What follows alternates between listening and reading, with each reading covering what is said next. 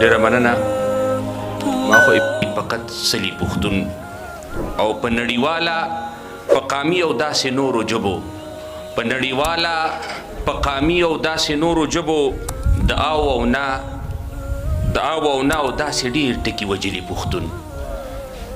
او بله قطعه داسې ده چې که ګورو نو هر چاته د ښاغلي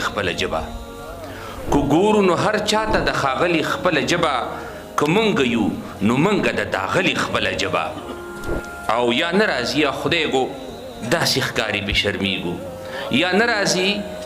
یا خدای ګو داسې ښکاري پې شرمیږو چې وایو په محفل کې غلي خپله ژبه. دا نظم دی د موجوده حالات دی پکې لږ توجه ورته غواړم. مشران هم په سټیج ناست دي وایي پاتې پکې نشته څه په ټول وجودي خورې ما زه په نړۍ بل نړۍ اخیستې هغه اورې ما پاتې پکې نشته څه په ټول وجودي خورې ما زه په نړۍ بل نړۍ اخیستې هغه اورې ما او زه ټولې نړۍ لکه یې ګورې درد سرې ما سترګو د نړۍ کې چې زه خیر نه یم شر یمه لو د سرو ګلونو مې ګڼي که زه یې کر یمه زه هغه ګریوان یم چې شلېدلی یم تر یمه نو چپ خوله خاموش دی مسیحا که ورته شور یمه چپ خوله خاموش دی مسیحا که ورته شور یمه زه په نړۍ بل نړۍ اخیستې هغه اور یمه چپ خوله خاموش دی مسیحا خوله یې تړلې ده ګوړه یې نیولې راته زهرو کې لړلې ده مونږ که ښه ویلي د هغه بده ګڼلې ده دله که جرګه کومه راغلې ده شړلې ده نو خاندي نړۍ ماته نه چې زه درته پیغور یمه خاندي نړۍ ماته نه چې زه درته پیغور یمه زه په نړۍ بل نړۍ اخیستې هغه اور یمه او خاندي نړۍ سترګو د نړۍ کې خواروزار شولو خاندي نړۍ سترګو د نړۍ کې خواروزار شولو مخکې که د بلو وس په خپلو وږو بار شولو او دی په خپل وجود دننه ګورو تار په تار شولو مخکې مار په پټو او اوس په ډاګه مار شولو نو ګرانه دا خبرې دي او زه یې په شا سور یمه زه په نړۍ بل نړۍ اخیستې هغه اور یمه اومه چېرته زه یې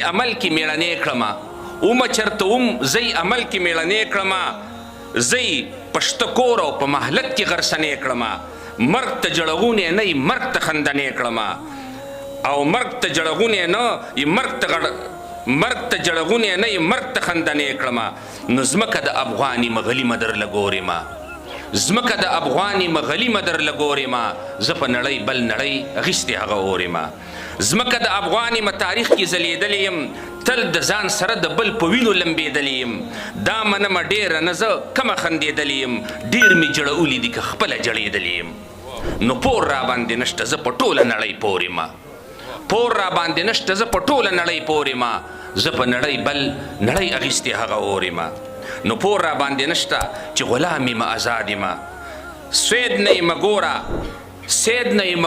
سید نه یمه ګوره د پخوا نه زه سیاد یمه